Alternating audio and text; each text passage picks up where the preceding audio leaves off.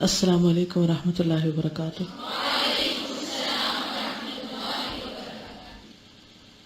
نحمده ونصلی علی رسولہ الکریم، اما بعد فاعوذ باللہ من الشیطان الرجیم، بسم اللہ الرحمن الرحیم، رب اشرح لی صدری ویسر لی امری واحلل عقدۃ من لسانی یفقہوا قولی۔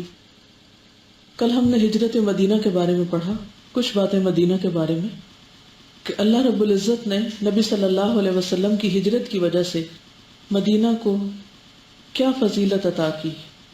خود نبی صلی اللہ علیہ وسلم اس شہر سے کتنی محبت کرتے تھے۔ مدینہ کو دار الہجرہ کہا جاتا ہے، ہجرت کا گھر۔ حضرت ابو حمید ساعدی سے روایت ہے، کہتے ہیں کہ ہم نبی صلی اللہ علیہ وسلم کے ساتھ غزوہ تبوک سے واپس آئے۔ جب مدینہ کے قریب پہنچے تو آپ صلی اللہ علیہ وسلم نے فرمایا، یہ طابہ ہے، طابہ، طا الف با ہا، طابہ، مدینہ کا نام، اور یہ احد کا پہاڑ ہے جو کہ ہم سے محبت کرتا ہے اور ہم اس سے محبت کرتے ہیں۔ نبی صلی اللہ علیہ وسلم نے فرمایا، مجھے ایسے شہر میں ہجرت کا حکم دیا گیا ہے جو دوسرے شہروں کو کھا لے گا، یعنی سب کا سردار بنے گا۔ منافقین اسے یثرب کہتے ہیں، لیکن اس کا نام مدینہ ہے، مدینۃ النبی۔ مدینہ کا لفظی معنی ہوتا ہے شہر، سٹی، لیکن اصل نام کیا ہے؟ مدینۃ النبی، نبی کا شہر صلی اللہ علیہ وسلم۔ منافقین اس کو یثرب کہا کرتے تھے، جو آپ کے جانے سے پہلے، تشریف آوری سے پہلے اس کا نام تھا، لیکن اس کا نام مدینہ ہے۔ وہ برے لوگوں کو اس طرح باہر کر دیتا ہے جس طرح بھٹی لوہے کے میل کو باہر نکال دیتی، یعنی برے لوگ وہاں رہنا بھی پسند نہیں کرتے اور وہ رہنے بھی نہیں دیتا، یعنی ایسے حالات پیدا ہو جاتے ہیں کہ انسان وہاں سے نکلنا چاہتا ہے۔ حضرت جابر کہتے ہیں کہ میں نے نبی صلی اللہ علیہ وسلم کو فرماتے ہوئے سنا کہ اللہ عز و جل نے مدینہ کا نام طابہ رکھا ہے۔ حضرت انس سے روایت ہے کہ نبی صلی اللہ علیہ وسلم جب سفر سے واپس ہوتے اور مدینہ کی دیواروں کی طرف دیکھتے تو اپنی سواری کو تیز چلاتے، اور اگر کسی دوسرے جانور پر ہوتے تو اس کو مدینہ کی محبت کے سبب اور ایڑ لگاتے، یعنی تیز کرتے، اسپیڈ تیز کر لیتے تھے جب مدینہ نظر آتا، اس میں جلد پہنچنے کے شوق سے۔ تو اس سے کیا پتہ چلتا ہے کہ اللہ کے رسول صلی اللہ علیہ وسلم جذبات بھی رکھتے تھے، انسانوں سے بھی محبت رکھتے تھے اور جگہوں سے بھی محبت رکھتے تھے۔ حضرت عائشہ رضی اللہ تعالیٰ عنہ فرماتی ہیں کہ ہم مدینہ آئے تو وہاں وبا تھی، تو حضرت ابوبکر اور حضرت بلال بیمار ہو گئے۔ جب رسول اللہ صلی اللہ علیہ وسلم نے اپنے اصحاب کی بیماری دیکھی تو دعا کی، فرمایا، اے اللہ، جیسا کہ تو نے ہمارے لیے مکہ کو محبوب بنایا تھا، مدینہ کو ہمارے لیے اس سے بھی زیادہ محبوب بنا دے، اور مدینہ کو صحت کی جگہ بنا دے، اور ہمارے لیے مدینہ کے سع میں، یعنی پیمانے میں، اور ان کے مد میں برکت فرما، یعنی ناپ تول کے پیمانوں میں برکت دے دے، اور مدینہ کے بخار کو جحفہ کی طرف پھیر دے، یعنی اس وبا کو یہاں سے دور کر دے، اس کا رخ پھیر دے۔ یہ جتنی بھی حدیثیں میں پڑھتی ہوں، یہ روز کی روز ساتھ کے ساتھ ویب سائٹ پہ پوسٹ کر دی جاتی ہیں، تو اس لیے اگر آپ کو کچھ بھی مس ہو جائے تو آپ پریشان نہ ہو کہ یہ لکھنے سے رہ گیا اور یہ پتہ نہیں کہاں سے ہم ڈھونڈیں گے یا کیا۔ تو ہر ایک کو ڈھونڈنے کی مشقت میں نہیں ڈالا گیا، آپ ان کو جب چاہیں وہاں سے پرنٹ آؤٹ نکال لیں۔ کبھی کہیں بھی کچھ کوٹ کرنا ہو، پڑھانا ہو، کسی کو بتانا ہو، کوئی پچھلا ریفرنس دیکھنا ہو، کسی قسم کا کوئی شک گزرے اپنے لکھنے پر، تو آپ سب وہاں سے لے سکتے ہیں، ٹھیک ہے۔ تو آپ صلی اللہ علیہ وسلم نے مدینہ کے لیے دعا کی کہ اللہ اس کو ہمارے لیے ایسا ہی محبوب بنا دے جس طرح تو نے مکہ کو ہمارے لیے محبوب بنایا تھا، بلکہ مدینہ کو ہمارے لیے اس سے بھی زیادہ محبوب بنا دے، اور مدینہ کو صحت کی جگہ بنا دے، اور ہمارے لیے مدینہ کے سع میں اور ان کے مد میں برکت دے دے۔ حضرت انس سے روایت ہے، آپ صلی اللہ علیہ وسلم نے فرمایا، اے اللہ، مکہ میں جو برکت تو نے رکھی ہے مدینہ میں اس سے دگنی برکت عطا کر۔ ظاہر ہے لوگ قربانیاں دے کر یہاں آئے تھے، اپنا گھر بار چھوڑ کر آئے تھے، تو انہوں نے یہ سب کچھ چھوڑا تو اس کے بدلے میں ان کو اس سے بھی بہتر دے۔ ابو ہریرہ رضی اللہ عنہ سے روایت ہے کہ رسول اللہ صلی اللہ علیہ وسلم کی خدمت میں پہلا پھل پیش کیا جاتا۔ مدینہ میں کیا اگتا تھا؟ کھجور۔ تو آپ صلی اللہ علیہ وسلم فرماتے، اے اللہ ہمارے لیے ہمارے مدینہ میں اور ہمارے پھلوں میں اور ہمارے مد میں پیمانہ اور ہمارے سا میں برکت عطا فرما۔ پھر آپ صلی اللہ علیہ وسلم وہ پھل جو آپ کے پاس موجود ہوتا، بچوں میں سب سے جو چھوٹا ہوتا تھا پہلے اس کو دیتے تھے۔ یہ بھی مینرز میں سے ہے، طریقہ ہے، ہر کام کے کرنے کا ایک طریقہ ہوتا ہے۔ جب قوموں پہ زوال آتا نا تو ان کے اندر سے طریقے مینرز رخصت ہو جاتے ہیں، بس جو کام جیسے دل چاہے کر لو، کیا فرق پڑتا ہے؟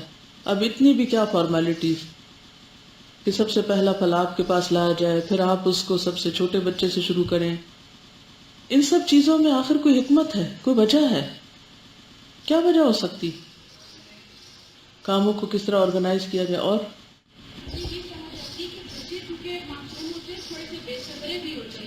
جی اب دیکھیے کہ جب مثلا مہمان آتے ہیں گھر میں، آپ کچھ لے کر آتے ہیں تو بچے کیا چاہتے ہیں کہ پہلے مہمانوں سے پہلے ان کو دے دیا جائے، تو ان کے اندر ایک بے صبرا پن ہوتا ہے۔ حالانکہ عام طور پر باقی چیزیں جو بڑوں کی محفل ہوتی تھی اس میں آپ دائیں جانب سے شروع کرتے تھے، یا جو محفل میں بڑا ہوتا تھا اس سے شروع کی جاتی تھی چیز، لیکن اس خاص معاملے میں آپ بچے سے شروع کرتے، کیونکہ بچے نئی چیزوں کی طرف جلد ایکسائٹیڈ ہوتے ہیں۔ اب پہلا پھل آیا ہے، اب ہمیں تو پہلے اور دوسرے پھل کا ویسے بھی اندازہ نہیں، اس لیے کہ سارا سال ہی ہر پھل ہی پہلا ہے، بھلا ہو فریزرز کا اور کولڈ سٹوریج کا۔ کچھ چیزیں پہلے کولڈ سٹوریج میں رہتی ہیں، وہاں سے رخصت ہوتی ہیں تو پھر ہمارے گھروں کے فریزرز میں رہتی ہیں مدتوں، تو پھر وہ پہلے پچھلے ان چیزوں کی ویسے بھی قدر بھی نہیں رہی، دلچسپی بھی نہیں، شکرانہ بھی نہیں، تو نعمتوں کی قدر، یہ ساری چیزیں باقی نہیں رہی، تو بہرحال پھر وہ زندگی کا لطف بھی ختم ہو گیا نا، ہر چیز سے بور ہو چکے ہیں۔ تو بہرحال آپ صلی اللہ علیہ وسلم کے پاس جو لوگ موجود ہوتے ان میں سے بچے کو پہلے دیتے۔ اس میں ایک اور اہم بات یہ ہے کہ بچوں کی میموری چونکہ بہت زیادہ گہری ہوتی ہے اور ان کو بچپن کے واقعات یاد رہتے ہیں، تو میں نے ایک لیکچر سنا تھا، خاص طور پہ انہوں نے بتایا تھا کہ نبی صلی اللہ علیہ وسلم بچوں کو اس وجہ سے بھی اہمیت دیتے تھے کہ بعد میں پھر وہ یاد کرتے تھے، اور انہوں نے اس چیز کو سمجھا کہ کس طرح نبی صلی اللہ علیہ وسلم کو ہم سے محبت تھی، اور اس محبت کی وجہ سے پھر ان کو دین سے محبت تھی۔ کہتے ہیں نا کہ جس تحریک میں بچے شامل ہو جائیں وہ کبھی ناکام نہیں ہوتی۔ جی، یعنی کوئی بھی موومنٹ جو ہوتی ہے اگر اس میں بچے شامل ہو جائیں، کئی لوگ تو جوانوں تک رہتے ہیں نا کہ یوتھ ہو تو بس ہر چیز آگے بڑھ جاتی، لیکن یوتھ نہیں، بچے، کیونکہ جس کام میں بچے شامل ہو گئے اور وہ بھی اس کام کی اتنی ہی اہمیت سمجھتے ہیں جتنی بڑی، تو بڑوں کا ویژن جو ہے وہ بچوں میں ٹرانسفر ہو جاتا ہے۔ اب بڑوں نے تو آہستہ آہستہ رخصت ہو جانا ہے، تو پھر اس مشن کو کس نے کیری کرنا ہے؟ بچوں نے کرنا ہے۔ لہٰذا نبی صلی اللہ علیہ وسلم بچوں کو مختلف مواقع پر اہمیت دیتے نظر آتے ہیں، اور جیسے یہاں بھی حضرت ابو ہریرہ رضی اللہ عنہ سے روایت ہے، انہوں نے بیان کیا کہ رسول اللہ صلی اللہ علیہ وسلم نے فرمایا کہ مدینہ کے دروازوں پر فرشتے ہیں، نہ تو وہاں طاعون اور نہ دجال داخل ہوگا۔ ابو بکر رضی اللہ عنہ نبی صلی اللہ علیہ وسلم سے روایت کرتے ہیں، آپ نے فرمایا مدینہ میں مسیح دجال کا رعب بھی داخل نہ ہوگا، ڈر خوف بھی داخل نہیں ہوگا، ورنہ تو ہم دوسرے ملک میں بیٹھ کے سنتے ہیں نا کہ فلاں جگہ فلاں آفت آ گئی، کہیں زلزلہ آ گئی کچھ، تو ہم بیٹھے بیٹھے گھبرا جاتے ہیں کہ پتہ نہیں ان کی یہ حالت ہوئی تو ہمارا کیا ہوگا۔ تو سونامی کا آپ نے سنا ہوگا، جاپان پہ جو کچھ ہوا، تو گھر میں بیٹھ کے نیوز سن کے بھی ایک پریشانی سی ہو جاتی۔ لیکن یہ ہے کہ جو لوگ مدینہ میں ہوں گے ان کو اگر یہ خبر ملے گی بھی کہ دجال ظاہر ہو چکا ہے تو انہیں اس سے ڈر نہیں لگے گا، کیونکہ آپ نے خوشخبری دی ہوئی ہے کہ وہ خود کیا اس کا رعب بھی داخل نہیں ہوگا مدینہ میں۔ ایک اور حدیث میں آتا ہے کہ آپ نے فرمایا مدینہ میں مسیح دجال کا رعب بھی داخل نہ ہو سکے گا۔ اس زمانے میں مدینہ کے 7 دروازے ہوں گے اور ہر دروازے پر 2 فرشتے ہوں گے، اللہ تعالیٰ کی طرف سے ایک پہرا ہوگا۔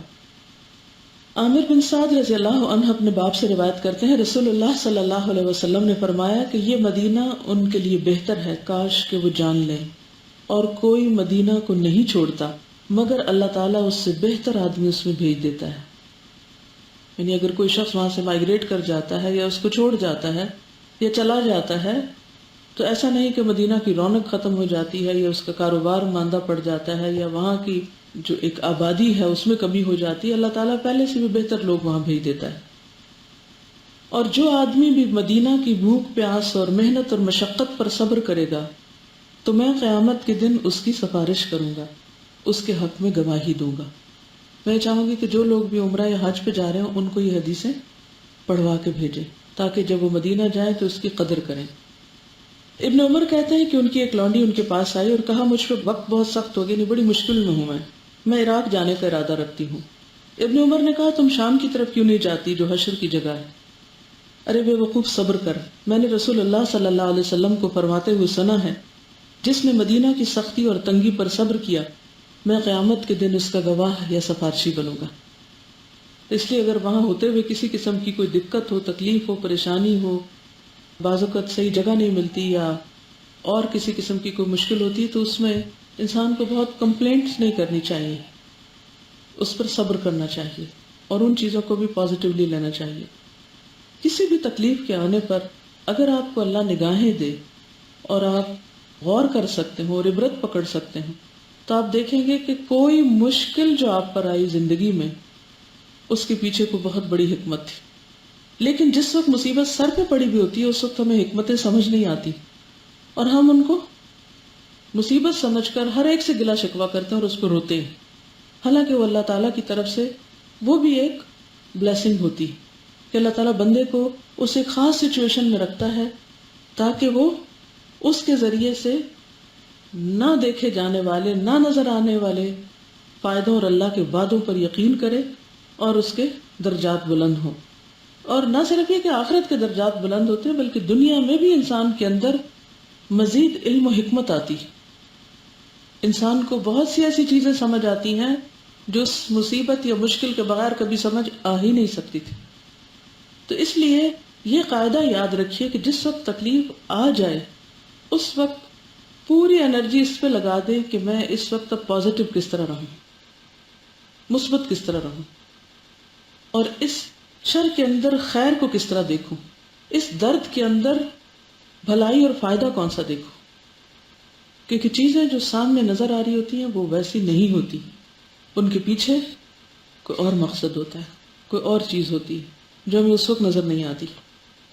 لہذا جس معاملے میں صبر کے لیے کہا گیا اس پر صبر کرتے رہنا چاہیے انسان کو. اس کا یہ مطلب نہیں کہ علاج نہ کرے، تکلیف دور نہ کرے، یہ دعا نہ کرے. جب تکلیف آتی ہے تو دعاؤں میں بھی کثرت ہو جاتی ہے، اور جب دعاؤں کی کثرت ہوتی ہے تو اس کا کیا فائدہ ہوتا ہے؟ پھر دنیا میں تکلیف دور ہو جاتی ہے یا پھر آخرت کے لیے اجر جمع ہو جاتا ہے یا اس سے بہتر کوئی اور چیز مل جاتی جس کا آپ کو دعا مانگنے کا خیال بھی نہیں. بعض اوقات ہمیں خود بھی نہیں پتا ہوتا کہ مانگیں کیا، یہ بہتر ہے یا یہ بہتر ہے.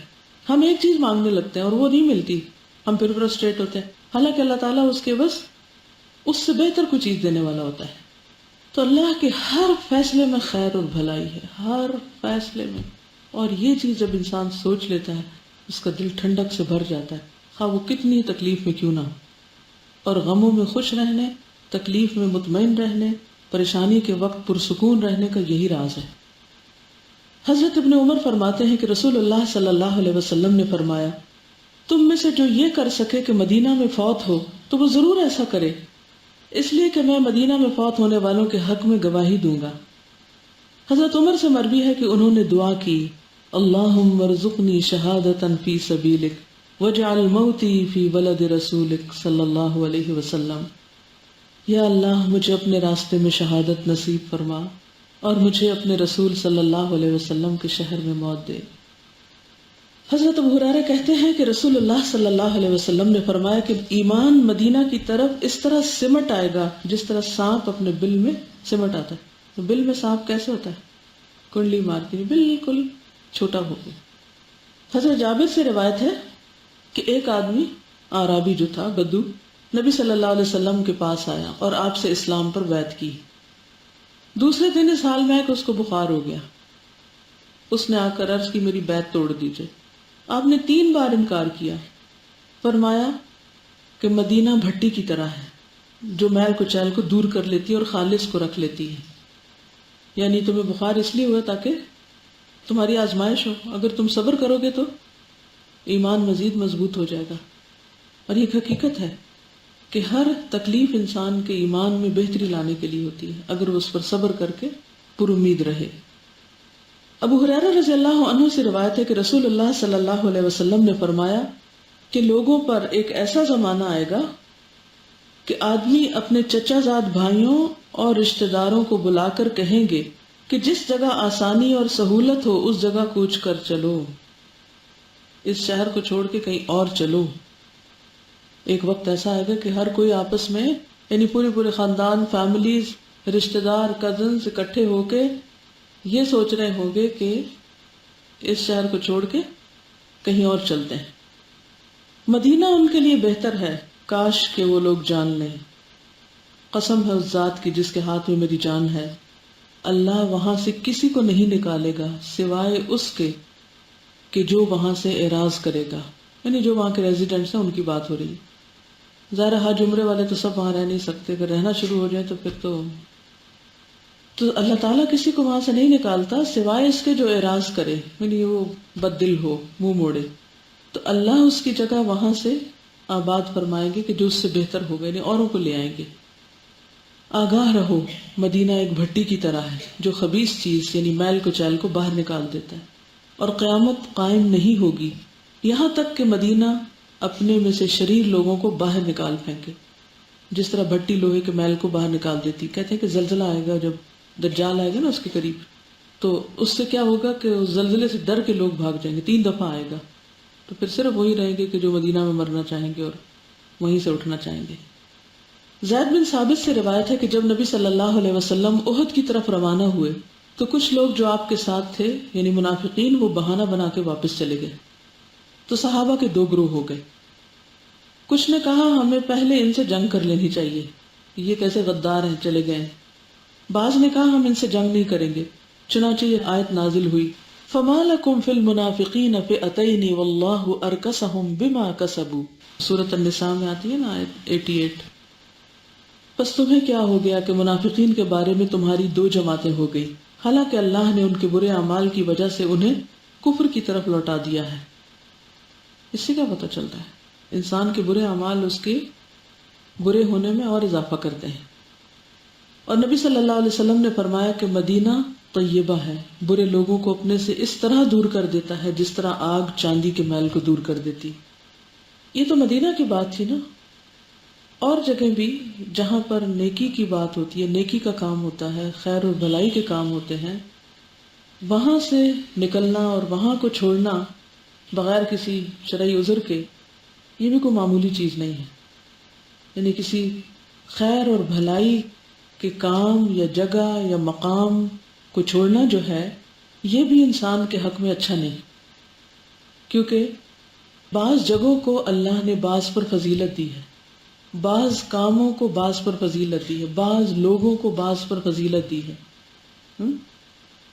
اور یہ ہر چیز کے اندر آپ دیکھیں گے، پھلوں کی قسموں میں دیکھیں، جگہوں میں دیکھیں، مختلف چیزوں میں۔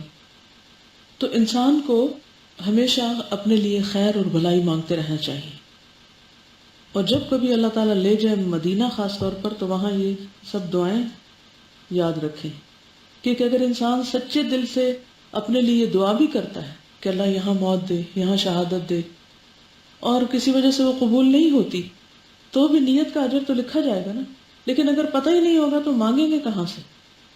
اس لیے یاد دہانی بہت ضروری ہے، اور ایک دفعہ جان لینا کافی نہیں ہوتا۔ حضرت ابو ہریرہ سے روایت ہے کہ نبی صلی اللہ علیہ وسلم نے فرمایا کہ مدینہ حرم ہے، جو آدمی اس حرم میں کوئی نیا کام یعنی بدعت وغیرہ کرے گا یا ایسا کرنے والے کو پناہ دے گا، اس پر اللہ اور فرشتوں اور تمام لوگوں کی لعنت ہوگی، اور قیامت کے دن نہ اس سے کوئی فرض اور نہ ہی کوئی نفل قبول کیا جائے گا، یعنی باقی اس کی عبادات بھی ضائع ہو جائیں گی۔ تو بہرحال مدینہ کے اپنے فضائل ہیں، اور خوش قسمت ہیں وہ جن کو اللہ تعالیٰ ایمان کی حالت میں وہاں رہنے کا موقع دے اور وہیں ان کی موت آئے، اور نبی صلی اللہ علیہ وسلم ان کے لیے گواہی دیں اور سفارش کریں۔ اللہ تعالیٰ ہمیں بھی ان لوگوں میں شامل کر لیں۔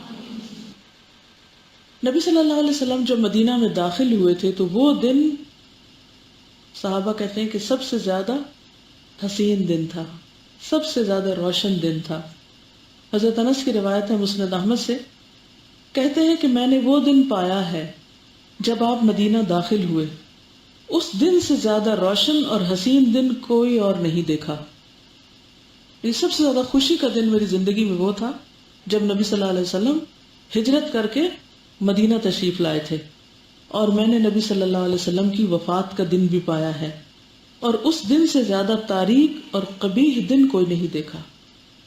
اب دیکھیے کہ دن تو سارے دن ہوتے ہیں جن میں سورج نکلتا ہے اور غروب ہو جاتا ہے، لیکن ایک دن کو دوسرے دن پر فوقیت اور ایک دن دوسرے کے مقابلے میں کمتر ہے۔ اس سے پھر کیا پتہ چلتا ہے کہ بعض اوقات، بعض گھڑیاں، بعض دن، بعض مہینے، بعض شہر، بعض جگہیں وہ دوسروں کے مقابلے میں لازماً بہتر ہوتے ہیں۔ تو انسان کو ہمیشہ خیر کی دعا مانگتے رہنا چاہیے۔ کون سی ہے خیر کی دعا؟ اللہم انی اسألک من الخیر کلہ عاجلہ و آجلہ ما علمنا منہ وما لم نعلم ونعوذ بک من الشر کلہ عاجلہ و آجلہ ما علمنا منہ وما لم نعلم۔ اللہ تجھ سے ہر خیر کا سوال کرتی ہوں، جلدی ملنے والی ہو یا دیر سے، اور ہر شر سے بچنے کی دعا کرتی ہوں، چاہے جلدی آ رہی ہو یا دیر سے، چاہے ہم اس کو جانتے ہوں یا نہ جانتے، دونوں حالتوں میں، اچھے یا برے دونوں کی طرف سے۔ تو بہرحال نبی صلی اللہ علیہ وسلم جو مدینہ میں داخل ہوئے تو جہاں بچے اور عورتیں اور نوجوان سب کے سب خوش تھے اور ایک طرح سے استقبال کر رہے تھے، وہاں حبشیوں نے بھی، یعنی خاص قوم، انہوں نے بھی اپنے کھیل دکھا کر نبی صلی اللہ علیہ وسلم کی آمد کی خوشی پر اپنی خوشی کا اظہار کیا، یعنی کہ آپ کے آنے پر انہوں نے نیزوں سے کھیل دکھایا، یعنی ایک طرح سے ایک جسچر تھا یا ایک اظہار تھا خوشی کا۔ اس سے کیا پتہ چلتا ہے؟ جی خوشی کا اظہار کرنا چاہیے، خوشی کا اظہار حدود کے اندر مسنون طریقوں سے وہ بھی ضروری ہے۔ خوشی کے وقت ناخوش ہونا، منہ بسور لینا اور ناراض ہو بیٹھنا یہ اچھی بات نہیں۔ بعض اوقات ایسا ہوتا ہے نا، کوئی شادی ہو، کوئی فنکشن ہو، کچھ ہو، تو کچھ لوگوں کی عادت کیا ہوتی ہے، وہ لازماً ناراض ہو جاتے ہیں، اسی دن انہوں نے ناراض ہونا ہوتا ہے، چھوٹی چھوٹی باتوں پہ مائنڈ کر کے ایک طرف جا کے بیٹھ جائیں گے، اور جو ہر آنے جانے والا دیکھے گا پوچھے گا تمہیں کیا ہے۔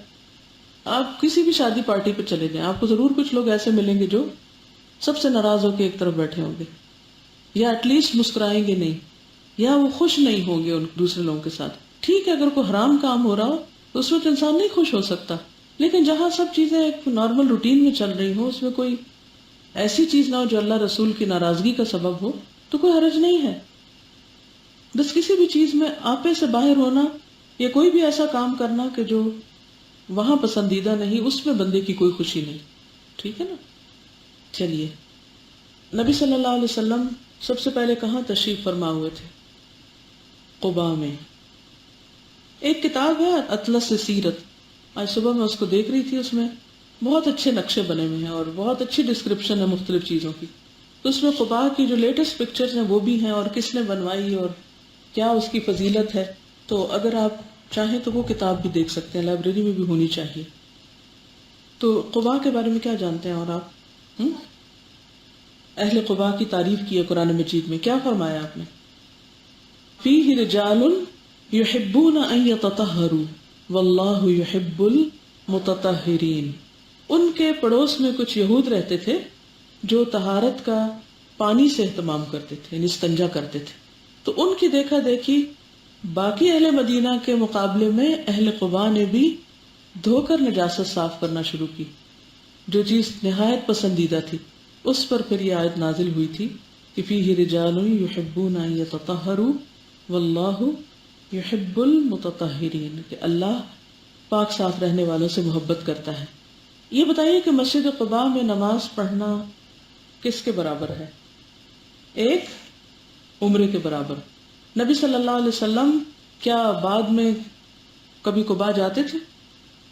جی، وہاں تشریف لے جایا کرتے تھے، وہاں نماز پڑھتے تھے، اور آپ صلی اللہ علیہ وسلم ہر ہفتے کے دن مسجد قباء میں کبھی پیدل اور کبھی سوار ہو کر تشریف لاتے، اور حضرت عبداللہ بھی ایسا ہی کیا کرتے تھے. یعنی حضرت عبداللہ بن عمر جو تھے وہ نبی صلی اللہ علیہ وسلم کی سنتوں کی بہت زیادہ پیروی کرتے تھے.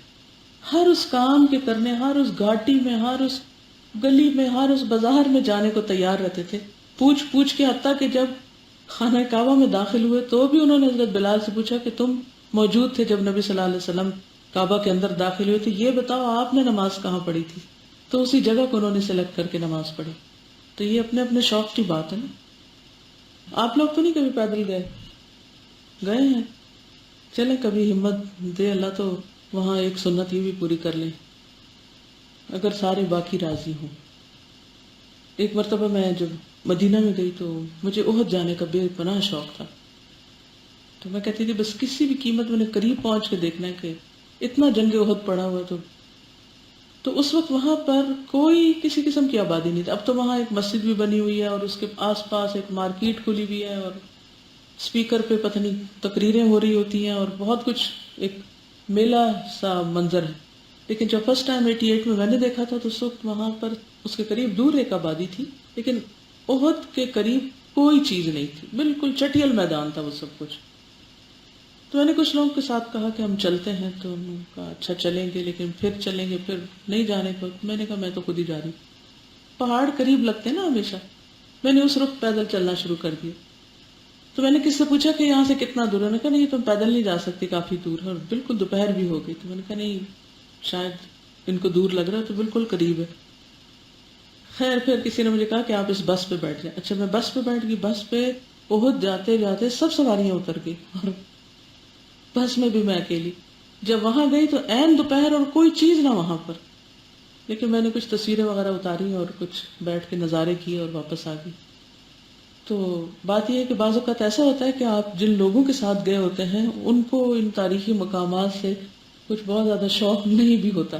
تو ایسی صورت میں اگر عربی تھوڑی سی آتی ہو اور گمنے کا خطرہ نہ ہو تو آپ، امن والی جگہ ہے مدینہ، ڈرنے کی کوئی ایسی بات نہیں. اپنے شہر میں تو کبھی اکیلے نہیں نکلے، لیکن وہاں اکیلے جانے میں کوئی گھبرانے کی ضرورت نہیں. تو کبھی مسجد قباء جب تک چل سکتے ہیں چلے جائیں. اہل قباء کی فضیلت تو آپ کو معلوم ہی ہے. ایک اور روایت میں آتا ہے کہ حضرت جابر سے مروی ہے کہ ایک مرتبہ بخار نے نبی صلی اللہ علیہ وسلم کی خدمت میں حاضر ہونے کی اجازت چاہیے. اب آپ کہیں گے بخار تو نظر آنے والی چیز نہیں. آپ نے پوچھا کون ہے؟ اب دیکھیے کہ کچھ جو آئیڈیاز یا کانسیپٹس ہوتے ہیں نا ان کو بھی ایک مٹیریل فارم دی جا سکتی. اس نے کہا کہ میں بخار ہوں. نبی صلی اللہ علیہ وسلم نے اسے اہل قباء کے پاس جانے کے لیے کہا کہ ادھر آنے کی اجازت نہیں، وہاں جاؤ. تو انہیں اس بخار سے بہت پریشانی ہوئی، اتنی کہ اللہ ہی بہتر جانتا ہے. چنانچہ لوگ نبی صلی اللہ علیہ وسلم کے پاس آئے اور بخار کی شکایت کی. فرمایا تم کیا چاہتے ہو؟ اگر تم چاہتے ہو کہ میں اللہ سے دعا کروں کہ اسے تم سے دور کر دے تو میں ایسا کر دیتا ہوں، اور اگر تم چاہتے ہو کہ وہ تمہاری پاکیزگی کا سبب بن جائے تو پھر بھگت لو. اہل قباء نے پوچھا آپ ایسا کر سکتے ہیں؟ نبی صلی اللہ علیہ وسلم نے فرمایا ہاں. اس پر کہنے لگے اچھا پھر رہنے دے، اس بخار کو اللہ ہماری پاکیزگی کا سبب بنائے جس کو آپ نے بھیجا. تو ابھی میں جو بات کر رہی تھی نا کہ بعض تکلیفیں جو ہوتی ہیں وہ انسان کے لیے خیر کا باعث ہوتی ہیں. کس طرح؟ انسان کو پاک کر رہی ہوتی ہیں. اس کا یہ مطلب ہے کہ مانگنی چاہیے؟ نہیں، مانگنی نہیں چاہیے، عافیت مانگنی چاہیے. لیکن اگر کوئی چیز آ جائے تو اس پر صبر کرنا چاہیے.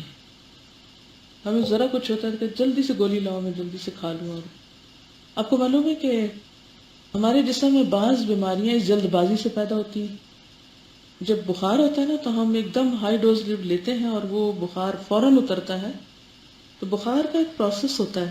جب بخار ہوتا ہے تو ہمارے جسم کے اندر وہ کچھ ایسے گندے مادوں کو جلا رہا ہوتا ہے نا، تو ایک دم وہ پروسیس بھی رک جاتا ہے، وہیں بلاکیج آ جاتے ہیں. اور اس کے ساتھ یہ ہے کہ کئی اور بیماریاں پھر پھوٹ پڑتی ہیں اس کی وجہ سے. اب یہ کہ کیا بخار اتارا نہ جائے یا دوا نہ لی جائے، لیکن ایسی دوا نہ لی جائے کہ جس سے آپ جلتے جلتے ایک دم ٹھنڈے ہو جائیں. اس میں نبی صلی اللہ علیہ وسلم نے جو طریقے بتائے ہیں وہ بھی، اور کوئی بھی دوا لی جا سکتی لیکن تھوڑے سے شروع کریں، جلدی نہ کریں. جلد بازی نقصان دہ ہے کیونکہ ہم گھبراہٹ سے ہم کہتے ہیں بس فوراً یہ چیز جو ہے وہ ہم سے دور ہو جائے اور ہم ٹھیک ہو جائیں. اسی لیے پھر بیماری میں ریسٹ کرنا بھی ضروری ہوتا ہے کہ بخار جو کام کرنا چاہ رہا ہے وہ اپنا کام بھی کر پائے. لیکن اگر آپ ریسٹ نہیں کرتے اور چلتے پھرتے رہتے ہیں یا اور کام کرتے رہتے ہیں تو اس کا بھی پھر نقصان ہوتا ہے، یعنی باڈی کام نہیں کر پاتی، کیونکہ ایک خاص کیفیت میں ہی اس کو بھی موقع ملتا ہے. تو اللہ کی ہر چیز میں ایک بہتری، بھلائی اور خیر. حضرت علی رضی اللہ عنہ کی ہجرت. نبی صلی اللہ علیہ وسلم کے بعد حضرت علی رضی اللہ عنہ مکے میں 3 روز ٹھہرے رہے. اس دوران میں اہل مکہ کی جو امانتیں رسول اللہ صلی اللہ علیہ وسلم کے پاس تھیں انہیں ادا کیا، پھر پیدل چل پڑے اور قباء میں رسول اللہ صلی اللہ علیہ وسلم سے آ ملے. ان کا قیام کلثوم بن ہدم کے مکان پر تھا. مکہ میں تو ساتھ رہتے تھے نا، لیکن یہاں الگ جگہ پہ تھے. اب یہ ہے کہ مکہ سے مدینہ آئے لوگ اور حبشہ سے بھی کچھ لوگ، جب انہیں پتہ چلا کہ اب نبی صلی اللہ علیہ وسلم ہجرت کر گئے ہیں تو وہ بھی وہاں سے چل پڑے، کیونکہ ان کو شوق کیا تھا کہ ہم آپ کے قریب رہیں. حضرت محمد بن حاتب کی والدہ ام جمیل کہتی ہیں کہ میں تمہیں، ماں اپنے بچے کو کہہ رہی محمد کو، میں تمہیں سرزمین حبشہ سے لے کر آ رہی تھی کہ جب میں مدینہ منورہ سے 1 یا 2 راتوں کے فاصلے پر رہ گئی تو میں نے تمہارے لیے کھانا پکانا شروع کیا. اسی اسنا میں لکڑیاں ختم ہو گئی. میں لکڑیوں کی تلاش میں نکلی تو تم نے ہانڈی اپنے ہاتھ میں گرا لی، وہ الٹ کر تمہارے بازو پہ گر گئی. میں تمہیں لے کر نبی صلی اللہ علیہ وسلم کی خدمت میں حاضر ہوئی اور عرض کیا، اللہ کے رسول صلی اللہ علیہ وسلم، میرے ماں باپ آپ پہ قربان، یہ محمد بن حاتم ہیں. نبی صلی اللہ علیہ وسلم نے تمہارے منہ میں اپنا لعاب دہن ڈالا اور تمہارے سر پر ہاتھ پھیرا اور تمہارے لیے دعا فرمائی. نبی صلی اللہ علیہ وسلم تمہارے ہاتھ پر اپنا لعاب دہن ڈال رہے تھے اور کہتے جاتے تھے، اذهب البأس رب الناس واشفی انت الشافی لا شفاء الا شفاؤک اشف شفاء لا یغادر سقما. کہتے ہیں کہ میں تمہیں نبی صلی اللہ علیہ وسلم کے پاس سے لے کر اٹھنے بھی نہیں پائی تھی کہ تمہارا ہاتھ ٹھیک ہو گیا. یعنی اتنی دیر آپ لگاتے رہے اور دعا پڑھتے رہے، جب میں اٹھی تو تم ٹھیک ہو چکے تھے. اس میں کیا سیکھنے کی بات ہے؟ کسی مریض کے پاس جائیں تو یہ دعا پڑھیں، ایک تو یہ بات ہوگی. اور یہ سب باتیں ٹھیک ہیں، ان کی ماں کے کردار کو کیوں نہیں آپ ہائی لائٹ کر رہے؟ حبشہ سے ایک عورت اپنا بچہ اٹھا کر رستے کی مشقتیں برداشت کر کے نبی صلی اللہ علیہ وسلم کی خدمت میں پہنچ گئی ہے اور خود لکڑیاں اکٹھی کر رہی ہے اور کھانا بنا رہی ہے. کیونکہ اگر کوئی اور اس بچے کے پاس ہوتا تو کیا کرتا؟ یا وہ لکڑیاں لا دیتا یا وہ بچے کو پکڑ لیتا. اس سے یہ پتہ چلتا ہے کہ ہجرت کا سفر شروع ہونے سے پہلے اور ہجرت کے دوران اور ہجرت کے بعد اور جہاں جہاں سے بھی ہجرتیں ہوئی وہاں پر مردوں کے علاوہ عورتوں نے بھی اپنا اپنا قربانی کا حصہ ڈالا. یہ قربانی ہے نا اپنی. حضرت ام سلمہ کا نہیں پڑھا آپ نے؟ صحیح روایات سے پتہ چلتا ہے کہ کس طرح وہ ایک بچے کو لے کر پھر گئی تھی اور سال بھر بچہ بھی ان سے جدا رہا اور شوہر بھی جدا رہے. حالانکہ وہ کہہ سکتی تھی کہ میں باز آئی اس دین سے، لاؤ میرا بچہ، اور میں نے کمپرومائز کر لیا آپ کے ساتھ، لیکن نہیں کیا. تو ہجرت مدینہ صرف ایک بار نبی صلی اللہ علیہ وسلم ہی کی ہجرت نہیں بلکہ صحابہ کرام کی ہے. مکہ سے بھی لوگ آئے ہیں، حبشہ سے بھی آئے ہیں، مدینہ کے راستے میں جو لوگوں کو آپ ملے وہ بھی بعد میں آئے ہیں آپ کے پاس. آل اراؤنڈ ہر طرف سے لوگ آپ کے پاس مدینہ میں آئے ہیں، سیکھنے کے لیے پھر آئے ہیں. اصحاب صفہ آئے ہیں، ان میں سے کچھ تو چلے جاتے تھے لیکن کچھ پرماننٹلی وہاں رہ گئے، جیسے حضرت ابو ہریرہ رضی اللہ تعالیٰ عنہ. یہ کہاں سے ہجرت کر کے آئے تھے؟ دوس قبیلہ سے. یہ اگر آپ دیکھیں نا وہ اٹلسٹ ہے، اس میں دوس کا بھی پتہ چلتا ہے، یمن کی طرف تھا. اہل بیت کی ہجرت. جب رسول اللہ صلی اللہ علیہ وسلم مدینے میں قیام پذیر ہو چکے تو زید بن حارثہ اور ابو رافع کو مکہ بھیجا واپس. وہ نبی صلی اللہ علیہ وسلم کی دونوں صاحبزادیوں حضرت فاطمہ اور ام کلثوم، ام المومنین حضرت سودا اور ام ایمن اور اسامہ بن زید کو ساتھ لائے. یہ آپ کا سارا گھرانہ تھا جو پیچھے ہی تھا. ان کے ہمراہ عبداللہ بن ابو بکر بھی تھے. کون سے؟ حضرت ابو بکر کے وہ بیٹے جو ہجرت کے سفر میں مدد دے رہے تھے. ابو بکر کے عیال ام رومان، عائشہ اور اسما کو لے کر آئے. عبداللہ بن ابو بکر کس کو لے کر آئے؟ حضرت عائشہ، ام رومان اور حضرت اسما کو. یہ نبی صلی اللہ علیہ وسلم کی ہجرت کے 6 ماہ بعد کا واقعہ ہے. تو اس سے کیا پتہ چلتا ہے کہ حضرت اسماء جس وقت غار ثور جا رہی تھی تو اس وقت پریگننٹ بھی تھی. ہماری ارلی پریگننسیز کا حال کیا ہوتا ہے؟ Total bed rest. اب تو یہ لگتا ہے کہ جیسے یہ ایک پارٹ آف لائف ہے، بیماری ہے، اس کو بیماری بھی بنا لیا گیا. اور اس میں ہوتا یہ ہے کہ ٹھیک ہے طبیعت میں بہت چینج آتا ہے، لیکن پھر وہی بات ہے کہ انسان اپنے اوپر تھوڑا کنٹرول بھی کرے، اس کے آگے پڑھ نہ جائے. مجھے یاد ہے کہ میں جب کینیڈا میں تھی تو میری جو چھوٹی بیٹی ہے وہ پریگننٹ ہوئی، پڑھاتی تھی، روز تفسیر پڑھاتی تھی. تو ایک بیٹھی ہوئی تھی تو آگے رونے لگی، کہتی کہ میں آج پڑھا نہیں سکوں گی. میں نے کہا کیوں؟ کہتی مجھے تکلیف ہے، مجھے لگتا ہے میں تھرو کر دوں گی. میں نے کہا بالکل کر دینا، یہ لو لفافہ پاس رکھ کے بیٹھنا اور جب کچھ ہو میں نے کہا ہاں اس سے کیا ہے، ویری نیچرل. اور پھر ہر تھوڑے دن کے بعد ایک اور کسی مشکل کا دورہ پڑتا تھا، لیکن ہر دفعہ یہ کہتی تھی کہ اس کو مشکل نہ سمجھو، اس کو سر پہ سوار نہ کرو، اس کے بارے میں سوچو بھی نہ. کیونکہ جتنا ہم سوچتے ہیں نا کہ ہائے ہائے ہمیں پتہ نہیں کیا ہو گیا، اور پھر اوٹ پٹانگ ہر ایک کے قصے سن کے اور پھر انٹرنیٹ پہ خود سرچ کر کے، تو وہ سارے لوگوں کی بیماریاں ایک ہماری جان میں جمع ہو جاتی ہیں. سب کے تجربے ہم اپنے اوپر، ہر ایک کے خیال ہمیں آنے لگتے ہیں، اچھا وہ فلاں آنٹی نے کہا تھا یہ ہوتا ہے، اور یہ مجھے لگتا ہے مجھے تو وہی ہونے لگ گیا اب، اور فلاں نے یہ کہا تھا تو اب یہ ہونے لگا ہے. ٹھیک ہے ہر شخص فرق ہوتا ہے، ہر ایک کا تجربہ بھی فرق ہے. آپ یقین کریں کہ ہر ماں یہ بتا سکتی اس کے ہر بچے کی پیدائش کا تجربہ فرق تھا. تو اس لیے کوئی لگے بندی روٹین نہیں. اگر ڈاکٹر سے بھی آپ پوچھیں نا تو وہ آپ کو کوئی ایک جواب نہیں دیں گے. وہ کیا کہتے ہیں، لیٹ اس سی، دیکھتے ہیں کیا ہوتا ہے. ہر ایک کا تجربہ مختلف ہوتا ہے، یہ بھی ہو سکتا ہے، یہ بھی. میں کہتی ہے حتمی بات تو کچھ نہیں، کچھ بھی ہو سکتا ہے. لہٰذا اپنا کام کرو، جب کچھ ہونا ہوگا تو ہو جائے گا، بس ٹھیک ہے. کیونکہ اللہ نے ہماری باڈی کو اس کام کے لیے پیدا کیا ہے، اس طرح کا بنایا ہے، اور پھر ہم پہ یہ بوجھ ڈالا ہے. تو کیا اس نے ہمیں اس کے لیے پریپیئر نہیں کیا؟ اس نے ہمارے جسم کے اندر ہی وہ سب کچھ رکھا ہے کہ جو خود فائٹ کر لیتا ہے.